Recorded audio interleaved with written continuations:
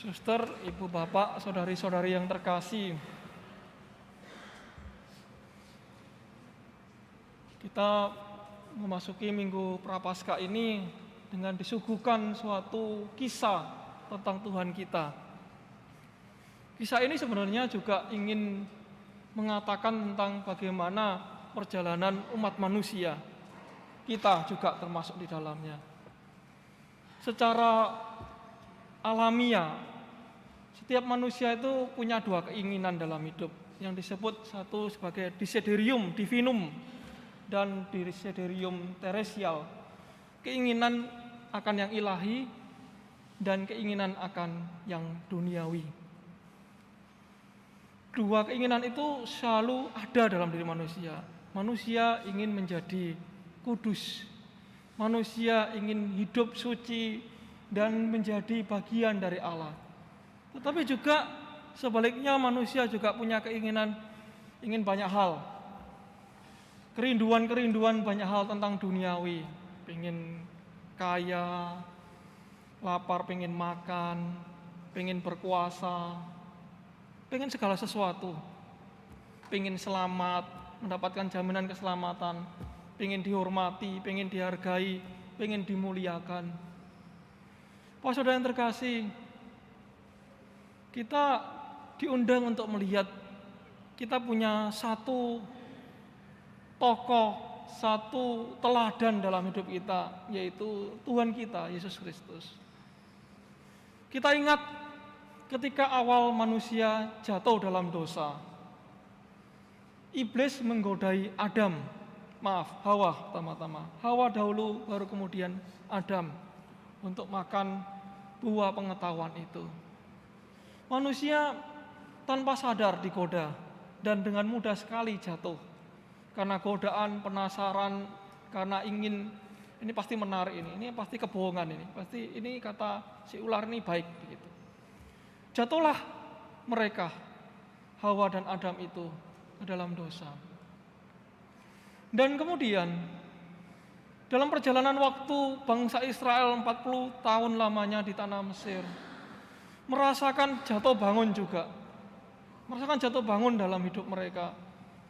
Mereka paling mendasar adalah kebutuhan dasar manusia itu perut. Kalau nggak makan bagaimana? Orang teronta-ronta pasti menyediakan makanan. Bangsa Israel marah, memberontak. Enak dulu di Mesir. Kenapa kok aku harus keluar dari Mesir dan sekarang dibawa ke situ? Mereka melupakan karya-karya yang dilakukan oleh Tuhan dalam hidup mereka. Pak saudara yang terkasih, tantangan akan selalu ada. Dan Tuhan Yesus menunjukkan kepada kita bahwa orang yang mengikuti Dia diundang untuk ayo derek Gusti Yesus, mengikuti Tuhan Yesus. Mengikuti Tuhan Yesus dengan cara apa?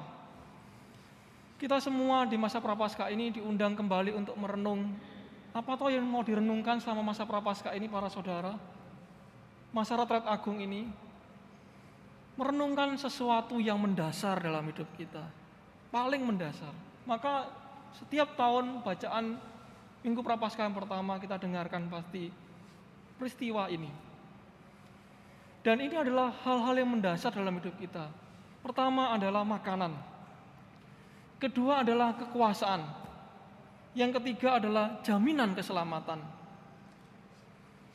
Manusia diingatkan oleh Tuhan Yesus melalui perjalanannya dirinya sendiri bahwa pertama-tama hal yang mendasar dalam hidup manusia itu bukan sekedar materi, bukan sesuatu yang keinginan-keinginan muluk dalam hidup manusia. Tapi sebenarnya yang paling mendasar adalah sebuah sikap dasar, yaitu kepada Tuhan sendiri, taat, setia kepada Tuhan. Oleh karena itu Adam dan Hawa jatuh karena tidak setia dan tidak taat. Tapi Yesus sebagai Adam baru mau menunjukkan dan mengajak umat manusia, ayo, kalau kita mau berjuang, kita bertobat, dan dengan rahmat Allah aku datang kepada umat manusia untuk menyelamatkan. Lihatlah, yaitu dengan taat pada sabda Allah. Ketaatan inilah sebagai tantangan dalam hidup manusia. Setiap dari kita ditantang. Taat paling gampang, setia paling gampang, bangun tidur aja tidak mudah bagi kita. Malas, capek, jenuh. Sekolah, anak-anak sekolah juga semama. Kerja juga kadang-kadang rasa-rasen. Sikap-sikap dasar inilah yang sebenarnya kita sedang olah selama masa prapaskah ini. Kita diundang kembali untuk melihat karya Allah di dalam hidup kita. Kita mau diundang melihat bahwa Allah bekerja dalam hal yang paling hakiki dalam hidup kita. Kebutuhan-kebutuhan kita, keinginan-keinginan kita, cita-cita kita dalam hidup ini. Oleh karena itu, kita diingatkan bahwa bagaimana taat itu. Tuhan Yesus sederhana selalu mengajak dan mengarahkan kepada sabda Allah sendiri. Mengapa kok sabda Allah? Karena sabda Allah adalah pegangan dalam hidup umat manusia. Diingatkan kalau kita tadi di awal Adam dan Hawa, mereka lupa. Dengan penasaran lalu lupa, sembrono, memasuki sikap sembrono, masuki sikap seenaknya sendiri, sikap semau gue, sikap egois.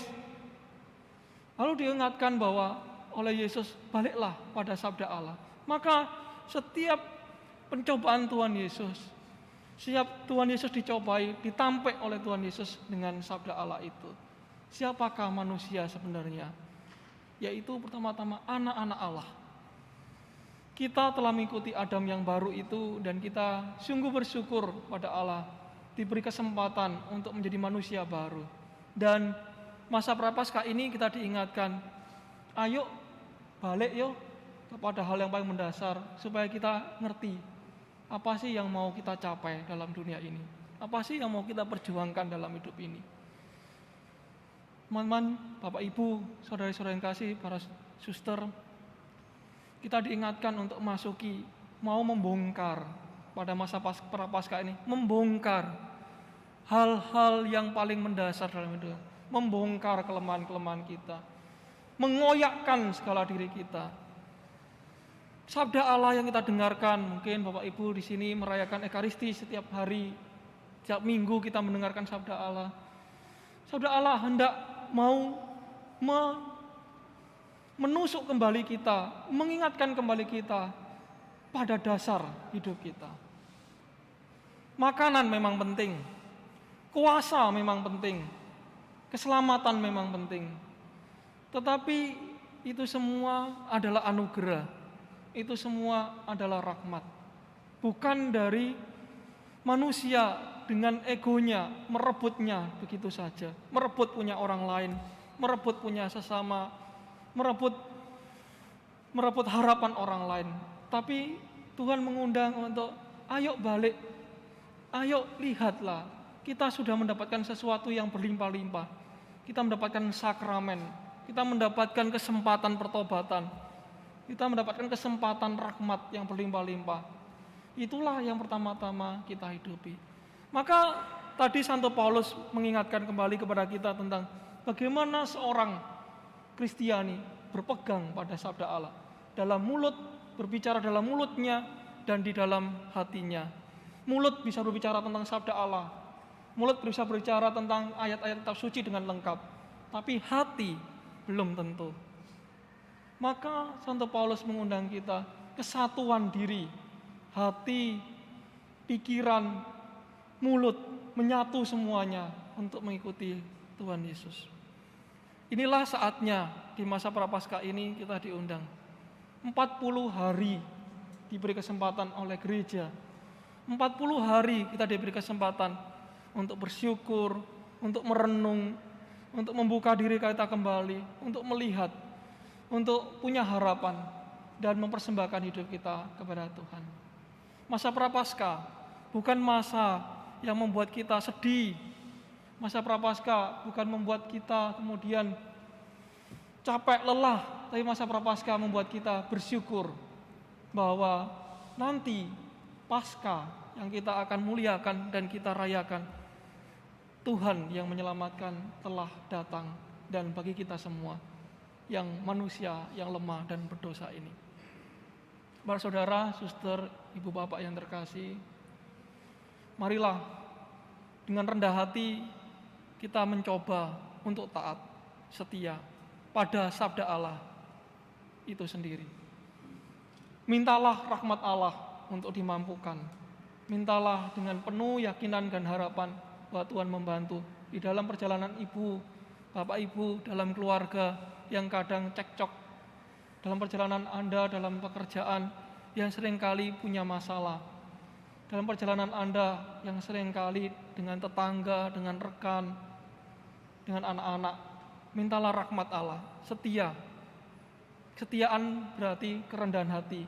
Kerendahan hati berarti kita mau mempersembahkan diri kita kepada Tuhan seutuhnya.